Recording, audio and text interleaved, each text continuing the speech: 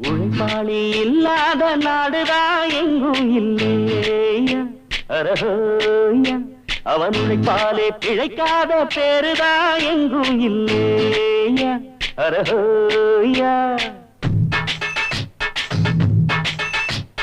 உழைப்பாளி இல்லாத நாடுதான் எங்கும் இல்லையா அரஹோயா